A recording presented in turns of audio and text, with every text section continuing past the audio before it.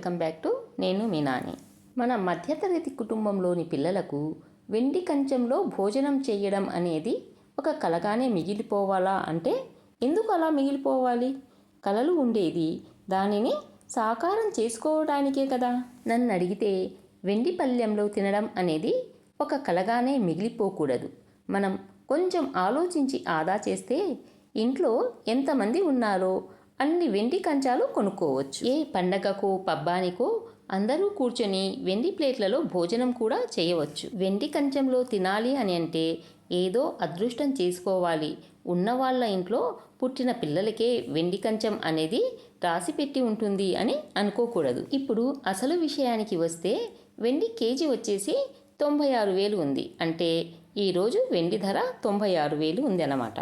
మన మధ్యతరగతి వాళ్ళం ఎలా ఆలోచిస్తామంటే కేజీ వెండి వచ్చేసి 96,000 ఉంది. అంటే దాదాపు ₹1,00,000 కదా. మనకు దీని గురించిన కలలు ఆలోచనలు అవసరమా అని అక్కడితోనే మన ఆలోచనలను ఆపేస్తాం. ఇంకా దాని గురించి ఒక్క అడుగు కూడా ముందుకు వేయాలంటేనే భయపడిపోయి ఆ వెండి కంచం అనే మాటను వినడానికే మనం ఇష్టపడం. ఎందుకంటే అది మన వల్ల అయ్యే పని కాదు అని చెప్పేసి ఒక నిర్ణయానికి వచ్చేస్తామన్నమాట. కానీ అసలు నిజం ఏమిటో తెలుసా? మనం మొత్తం ధర ఒకేసారి ఆలోచిస్తాం. అంటే కేజీ వెండి అంటే 1000 గ్రాములు కదా. 1000 గ్రాములు వచ్చేసి 96,000. అంటే మనం ఒక ప్లేట్ కొనడానికి 1000 గ్రాములు అవసరం లేదు. 300, 400 లేదా 500 గ్రాములలో కూడా మనకు కావలసిన కంచాలు వస్తాయి. మరి కేజీ బరువు కల ప్లేట్ మరీ పెద్దగా ఉంటుంది. అంత పెద్ద కంచాలతో మరి మనకు అవసరం లేదు కదా. సాధారణంగా మనం ఇంట్లో తినే నార్మల్ ప్లేట్ సైజు అయితే 400 గ్రాములలో వస్తుంది. 400 గ్రాములు అంటే మనం తులాల కింద లెక్క వేస్తే 40 తులాలు. మనం కాళ్లకు వేసుకునే పట్టీలు దాదాపు 10 నుండి 15 తులాలు ఉంటాయి. మనం కాళ్లకు వేసుకునే పట్టీలను నల్లగా అయినాయని పక్కింటి అమ్మాయి వేసుకున్న పట్టీల డిజైన్ బాగుందని చెప్పేసి అవసరమైన లేక అనవసరమైన కారణాల వల్ల మనకు నచ్చని వాటిని మారుస్తూ ఉంటాం. కానీ ఇంతవరకు వెండి కంచం అనే ఆలోచన రాలేదు కాబట్టి అది కలగానే మిగిలిపోయింది. ఇప్పుడు అసలు విషయానికి వద్దాం. ఒకవేళ మీరు మీ అమ్మాయి లేదా అబ్బాయికి ఎవరో ఒకరికి అంటే పిల్లల మధ్య భేదాభిప్రాయాలు వచ్చే అవకాశం ఉంటుంది. కాబట్టి మీరు మొదటిసారిగా వెండి పళ్ళెం తీసుకోవాలి అని అనుకున్నప్పుడు దేవుడికి నైవేద్యం పెడతాం కదా, నైవేద్య పళ్ళెం తీసుకోండి. అది కూడా మరీ చిన్నదిగా కాకుండా చూడండి. ఇప్పుడు మనం వెండి కంచం కొనడానికి ఒక బడ్జెట్ అనేది వేసుకుందాం. నెలవారీ ఆదాయం నుండి మీరు ప్లేట్ కోసం ఎంత తీయాలి అనే అంచనా వేసుకోండి. అది 500 కావచ్చు లేదా ₹1000 కూడా కావచ్చు. కానీ ప్రతి నెల జీతం వచ్చిన వెంటనే ఆ డబ్బులను తీసి ఏ బీరువాలోనో లేదా మీ చీరల కిందనో దాచిపెట్టవద్దు.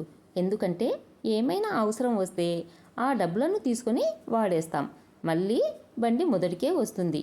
అలా అయితే మీకు డబ్బులు దాచాలనే ఇంట్రెస్ట్ కూడా పోతుందన్నమాట. అందుకని చెప్పేసి మీకు తెలిసిన వాళ్ళ దగ్గర దాచేస్తే అది అసలుకే మోసం వస్తుంది. మీ దగ్గర ఒక 1000 లేదా ₹2,000 ఉన్నాయనుకోండి, చక్కగా గోల్డ్ షాప్ దగ్గరికి వెళ్ళి కాయిన్ కొనండి.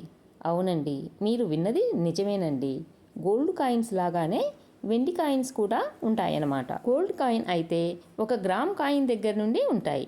అదే వెండి కాయిన్స్ అయితే 5 గ్రాములు 10 గ్రాముల కాయిన్స్ దగ్గర నుంచి ఉంటాయన్నమాట. 5 గ్రాముల కాయిన్ అంటే అరతులము, 10 గ్రాముల కాయిన్ అంటే తులం ధనమాట. అంటే ఇప్పుడు మీ దగ్గర ఒక ₹1000 ఉన్నాయనుకోండి, షాప్కు వెళ్ళి 1 తులం కాయిన్ మీరు కొనుక్కోవచ్చు. మనం ₹1000 లేదా 1500 పెట్టి చీరనైతే ఈజీగా కొంటాం. కానీ ఈరోజు ధర ప్రకారం 900 పెట్టి ఒక వెండి కాయిన్ కొనడానికి ఇష్టపడం.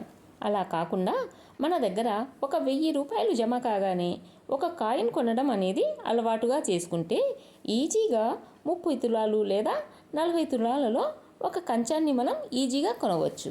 ఎంత అండి, మన ఆడవాళ్ళం అనుకోవాలే కానీ ఈజీగా డబ్బును పొదుపు చేసి మన పిల్లలకు కూడా వెండి కంచంలో విందు భోజనం పెట్టవచ్చు. మీరే ఒకసారి ఊహించండి, ఏ సంక్రాంతికో లేదా ఉగాదికో మన పిల్లలు వెండి కంచంలో అన్నం తింటుంటే చూసి ఆనందించమా? మీరే చెప్పండి. డబ్బు లేకపోతే మనిషికి కనీస మర్యాద కూడా ఇవ్వని రోజులివి. అందుకని చెప్పేసి పొదుపుగా ఉండండి. పొదుపు చేయడం అనేది ఒక అలవాటుగా మార్చుకోండి. నిజం చెప్పాలంటే ఎంతండి మన జీవితాలు. పుట్టుకతో అందరం గొంగలి పురుగు లాంటి వాళ్ళమే. కానీ బలమైన నిరంతర ప్రయత్నం ద్వారా మాత్రమే అందమైన సీతాకోక చిలుకలుగా పరిణితిని చెందగలం. అక్షయ తృతీయ కోసం మేము పొదుపును చేస్తున్నాం. మా పొదుపులో మీరు కూడా పాలు పంచుకోవాలంటే డబ్బులు ఏ విధంగా ఆదా చేయాలో మా వీడియోస్ చూడండి. మనమందరం కలిసి పొదుపు చేద్దాం. ఎవరెంత పొదుపు చేసింది ప్రతిరోజు మాట్లాడుకుందాం. అక్షయ తృతీయ రోజు మనకు కావాల్సింది మనం కొనుక్కుందాం. మా వీడియోలు మీకు నచ్చినట్లయితే లైక్ చేయండి, షేర్ చేయండి అండ్ సబ్స్క్రైబ్ చేయడం మర్చిపోవద్దు. నేను పిండి పట్టించి చపాతీ చేసింది మీరు చూసే ఉంటారు. ఈ గోధుమల్లో 2 గ్లాసుల రేషన్ బియ్యం వేశానన్నమాట. అంటే అక్కడ నాకు 2 గ్లాసుల గోధుమ పిండి కలిసి వచ్చింది. ఇలా చిన్న చిన్న టెక్నిక్లతో పొదుపును చేస్తాం.